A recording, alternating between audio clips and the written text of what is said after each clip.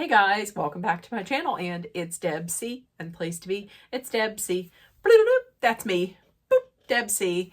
Hey guys, happy Thursday. I hope everybody is having a wonderful week and had a great day. Tomorrow is Friday. Yay, hooray. And that means that I have another 3-day weekend, everybody. So let's get right into it. We're going to talk about Real Housewives of Salt Lake City this week. I did not make a video yesterday because when I say it looked like a bird flapped around in my hair, it looked like a bird flapped around in my hair. And I didn't finish making all my notes. So here we are. Let's do it. Let's start off. This was a one event episode. Whitney had invited all of the ladies over to a local winery. A winery that we find out later on from Mary that the owner and his wife were killed at the same time, were unalived at the same time in front of the dog. Oh, that doesn't sound good. I did find out, though, that this is, at this winery, there was a scene that was filmed for Dumb and Dumber there, and also one of Cody Brown's daughters got married there. So anyways, she is having this, it was called a telepathic tasting. And so she had the ladies over to taste some wine, and she flew in one of her friends, Terrence, who is a spiritual intuitive. So he put out cards, and then he told them their future. So I thought what I would do is I would go through, read off, and let you guys know exactly what each of the women's futures had said. Then I'll go through and talk about the episode, the rest of the episode, because it was like a lot. And Whitney is throwing this lunch because in the past, she was wild and crazy Whitney Rose. And then they made like a sexy video, and Justin got fired from his job. So she was like, I'm going to put that on the back burner. I'm going to start a business. She became Whitney. She became business Whitney, and that failed. So she's like, I'm going to go back to being the fun, sexy Whitney that I was in the past. So she invites all the ladies over. Meredith, well, wait a minute. Lisa says, I'm done with taking the high road. If this is her high road, I would really hate to see her low road. Meredith is going right after Angie told her some stuff about, some not so great stuff about Lisa wanting Angie to dig some dirt up on her when they weren't getting along. So she's going in and she has to get some answers. She's like, I feel like I'm in a great place with her, but if this is something that is true, it's not cool. It's just not good. So, okay. So, first of all, they're starting off and they're talking about, Angie's talking about how her house is up for sale. And she is going to be moving away from being neighbors to Mary and Bronwyn. And she's going to be moving. And all of a sudden, Brittany's like, wait a minute, your house is for sale? So she gets on her phone, is looking, and she's like, oh, well, there was a price reduction, and why didn't you come to me? I mean, I'm a realtor. She's like, yeah, I get that, but I've known you for maybe about a week, and plus my realtor is my mother's, wait a minute. Her realtor is, Angie's godson's mother is her realtor. So, I mean, that makes far more sense because she knows her. I mean, she knows her well. And she don't know Brittany that well. So they get into it.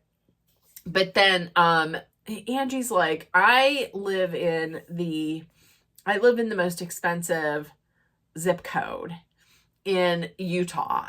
And Farmer Lisa, I say Farmer Lisa because Lisa was like, I could be a farmer for a week. Sure. So could I. I couldn't. And Lisa just off the top of her head, she's like, well, no, the richest are this and that. this. And like, we knew that she knew them off the top of her head because she's so consumed with wealth. So, the ladies, wait, what is, oh, no. Before anyone even goes in to get their fortunes told, to get their, to see what's going up with their futures, Jared calls. Jared Joel. Listen, she was supposed to try and go 30 days without talking to Jared Joel, so that her daughter will talk to her again, and have more of her in her life. And she went a total of 24 hours. So she picks up the phone, she's talking. Then we find out from Whitney that Justin stopped over their house and or Jared Joel stopped over their house, was talking to Justin, and told them that, basically, hey, listen, this chick just, gets back together with me when she wants me to either, like, buy her clothes or jewelry or take her on a trip. She's a gold digger. Bronwyn was like, and she's calling me a gold digger. She's calling me a gold digger? Okay. So Brittany goes in, and so she sits down with Terrence. With her, he senses that she's disconnected from someone in her family, like maybe her daughter. And she's like, oh my God, I got chills. I can't understand how somebody would know that. How would somebody know that? And then they show like 3 or 4 clips where she's talking about how she doesn't talk to her daughter because she chose a man over her daughter. By the way, tonight we have some zero sugar ginger ale. So I got some bubblies tonight. Okay, so she comes out, and then Bronwyn. Okay, so I feel so terrible for Bronwyn. Everything that happens with Bronwyn this year is just like terrible. It's just heartbreaking. So Terrence said that he's like, what's up with all these? What's up with the brain? What's up with the brain showing up? She's like, well, my mom had brain surgery.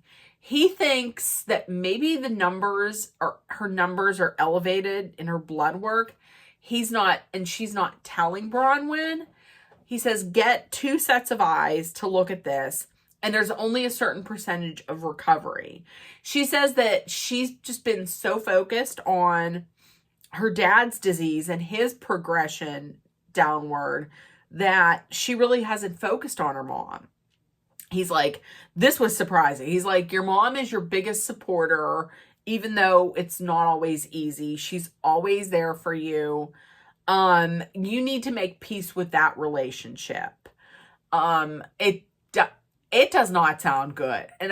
And listen, as terrible as her mom has been to her, I mean, that's your mom. Like, that's your mother. That's your mom. So she is rightfully just very upset.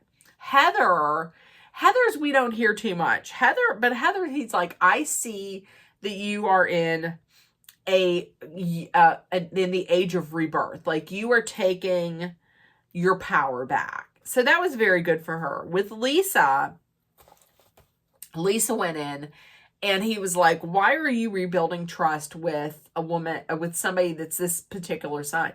She's like, oh, that's my husband. He's like, why are you trying to rebuild trust with your husband?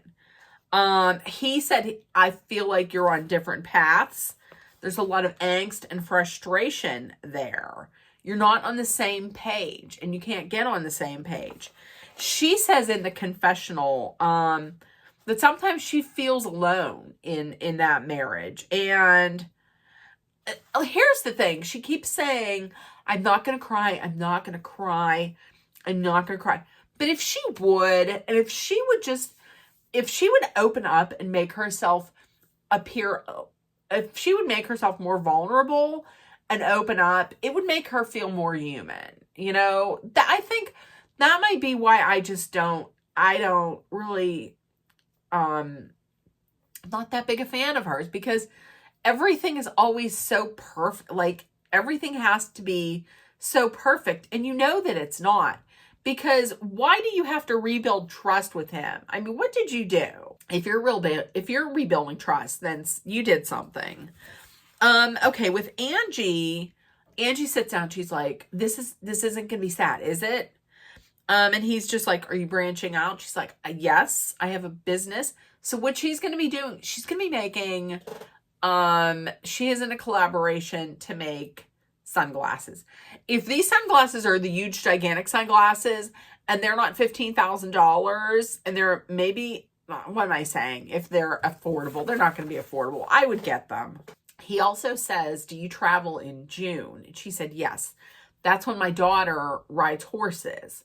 And he's like, well, there is going to be an injury. There's going to be an accident, but I don't see it with your daughter. I see it with the horse. Okay. So for Meredith, he sees something with like mental health that has to do with cutting ties. She should really cut ties with this specific friendship. He says there's a friendship whose narrative you don't trust. Don't let them drag you down. Just live in your honesty. And at that point, when he's saying this, Angie walks in the room. So I'm like, oh, is he referring to Angie? And lastly, Whitney's like, he says, why is communication upside down in your home? And she lets on that she says that Wild Rose Beauty was something that made her feel like she was unequal in the marriage. But Justin really didn't want to be any part of it. Like, he didn't put anything into it. He didn't even want to be part of it. And that hurt her because she really needs his, like, she desperately needs his approval. So when he didn't show any interest, it was like he didn't care. And she kind of resents him for that.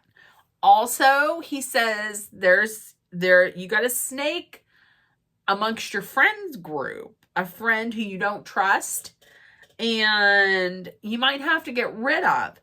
And he's like, and when he says all of this, Lisa walks in because she's leaving. And he's like, you don't have to necessarily get rid of her, but you want to distance yourself from her and you don't want to make yourself part of her chaos. Okay. So with all that being said, where was I at? Okay. So, Meredith brings up her concerns about Lisa. And she basically comes out and says, were you trying to spread negative rumors about my family? And she says, no, of course not. I don't know what this is about. But I think Satan does, meaning Angie.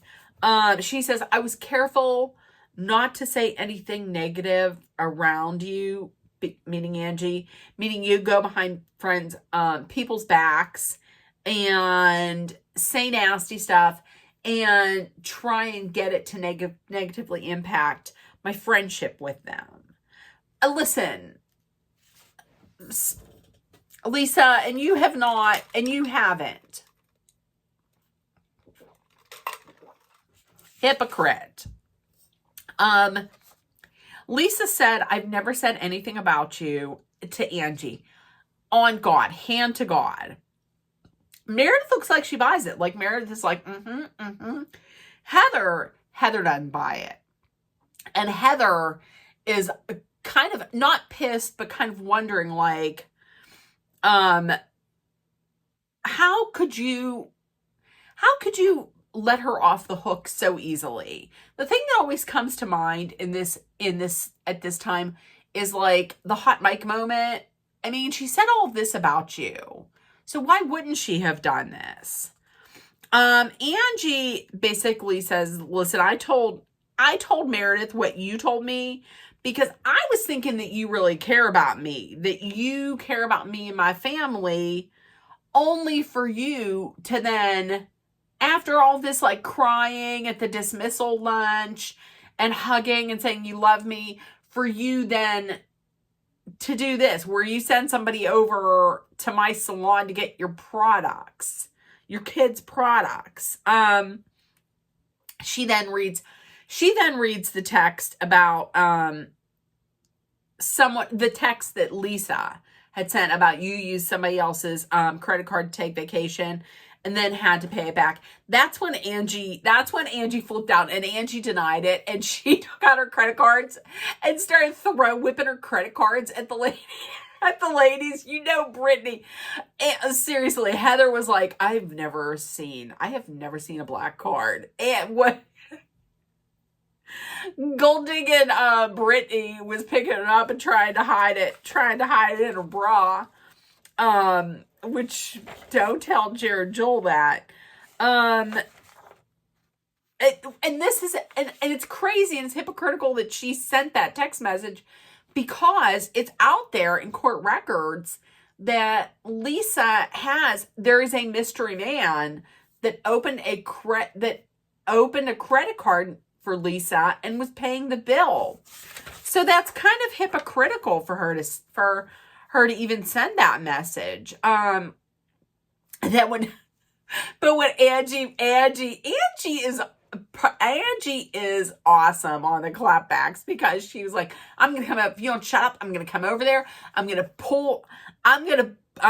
she say? I'm going to come over there and pull your ears back further than your plastic surgery did. And she's like, oh, you're jealous of my face. You're jealous of my face. She's like, you look like you've been in a wind tunnel. Now, listen. At one point, everybody was yelling and screaming, so I didn't write down everything, and it was hard to follow sometimes because they were both just screaming so much. So while all of this yelling is going on, Bronwyn comes back, and she's trying to hold together, but then she starts crying. She opens about what Terrence had said about how her family, how her parents, their health is failing, and you should make peace with your mom. And she's like meaning to say, like, this is all stupid shit that we fight about. It doesn't really matter, and you should don't go low. Just don't go after each other's kids or family. And you would think that they would be like, oh my God, you're crying. I'm so sorry. What are we doing? But they continued to argue, both of them yelling back and forth. I mean, she was getting comforted by Brittany. And Lisa, and I have written here, did Lisa just say that Angie wants people to think her life is... She said, you just want people to think your life is perfect. The person that applies to the most is Lisa. Lisa Barlow can never show that her life is not 100% perfect. And then she throws, don't make me tell, what about the soup man? What about the soup man? People were like, what? What about soup man? I'm with Mary. Listen, when she mentioned soup man, I would have been hungry, because I'm with Mary. I wouldn't have eaten any of those waffle cones with some uncooked salmon. No, I'm not eating any uncooked meat. That's why I don't do sushi.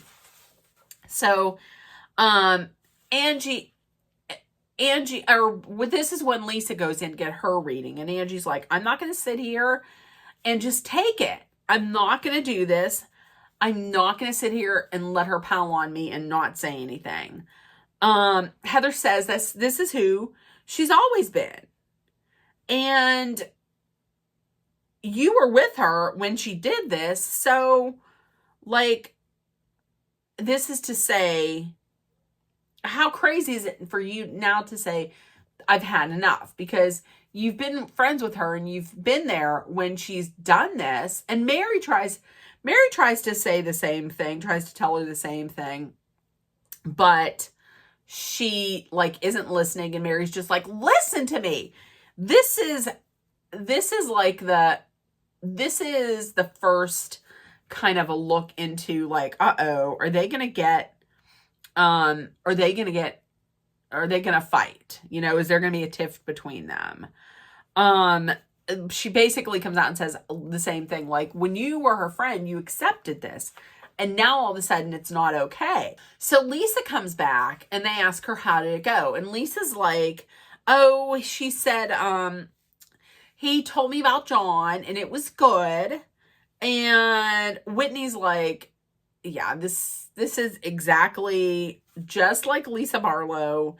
She is not going to go deep. She's surface level. And which is crazy because she claimed on like the second episode that she loves these women. And if you love them so much, why are you only giving them surface level? Like, why wouldn't you let them in and tell them everything? That doesn't make any sense. Then she also adds in that Terrence had said to her about like friendships. He said, you get burned because you love like so big. You want to help them out. You want to help everybody out, but you just get burned in it. And she's like, I'm paraphrasing. Or Mary had said, he said that? He said that? And she says, well, I'm paraphrasing. You made that shit up. It was really nice and quiet. Everything seemed to be like being okay. And then here comes Lisa screaming and yelling again, just scream. When she sees that she can't win in an argument, she either has to start screaming or she has to walk away. Screaming or crying or walking away. When she said Angie has the thinnest skin, oh, I guess, is she not including herself into that? So Lisa walks away. Mary goes over to talk to her and is like, listen, calm down. Let's get a hold of this. Angie, meanwhile, goes in and gets her present that she brought. It's this big Tupperware bin. It's this big bin that has every single gift that Lisa ever gave her, including a horse that she gave, like a little horse that she gave to Electra, because Electra rides horses. And listen, she brought this out and she's like, here's everything that you ever bought me. In my mind, I was flashing back to Lisa Rinna and Kim Richards. Kim Richards giving Lisa Rinna back the bunny at the Beverly Hills reunion. That is I promise you, that is the first thing was Bunny with Lisa trying to hold back tears as Kim Richards gives her this bunny back that Rinna gave to her daughter, to Lisa's daughter. I think it was for the baby. And that's immediately what I thought of. So Lisa then just leaves. The horse falls down, breaks its leg, and listen, Mary, you might be right. I mean, he did say the horse was gonna have an injury. It was just the wrong horse. Now the argument between Angie and Mary, that happens when Angie says she's not going back to a friendship with Lisa, but she was like, you did. She pointed at everybody, including Mary. And Mary was like, what did you say? She's like, I said, you went back to a friendship with her. All of you did. And she's like, that's what I thought you said. Goodbye, we're done. And then she left. And she's like, listen, I'm not going to be mad at Lisa just because she's mad at Lisa. Now, here's the thing. I remember last season, whenever Brittany was really upset, because in the Sprinter van, when Meredith yelled, you can get out of here now, from a moving van. You can leave. Get out. And everybody was screaming at her. And Angie got out of the van, went and stopped, and went over and was like comforting her. And Mary didn't like that. Mary didn't like that because she thought that she was being abandoned. So listen,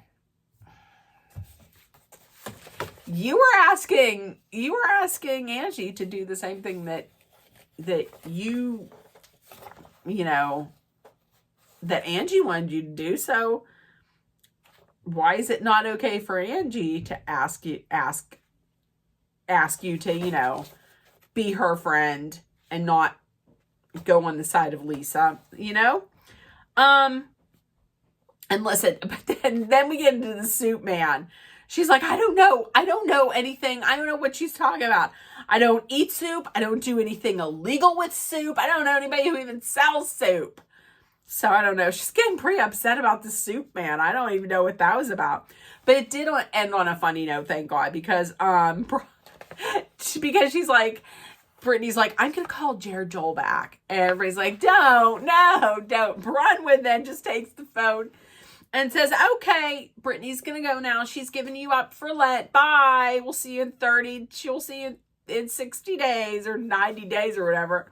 And then hangs up the phone. I'm glad that it ended on that because that was just a mess. But listen, I'm going to tell you what. I'm with Braun. I understand why Bronwyn would be like, listen, there's so many more important things that we can get upset about other than this. This is stupid. But if you're Angie, sometimes you got to match people's energy. And that's exactly what Angie was doing. She was matching the energy. Was there something that screamed that sounded like a screaming chicken down here? Okay. So listen, if you watched, please let me know in the comments what you thought. Salt Lake City Real Housewives of Salt Lake City never disappoints. So listen, if you watched, put it in the comments. Give me a thumbs up if you enjoyed this.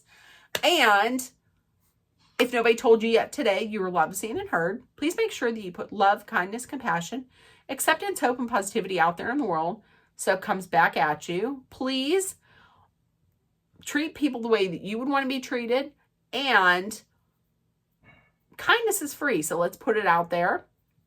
Also, be aware of your surroundings, be smart and safe. Let's always hydrate with some water, and if you're in a dangerous situation, know that Dolly and I are sending our love, thoughts, prayers, and positive energy your way. I will be seeing you tomorrow. We are going to be doing a review of the Universal Yums box, more than likely tomorrow or Saturday. Probably tomorrow. All right. I will see you guys tomorrow. It's almost the weekend. Woo! Okay. See you tomorrow. Bye, guys. Bye.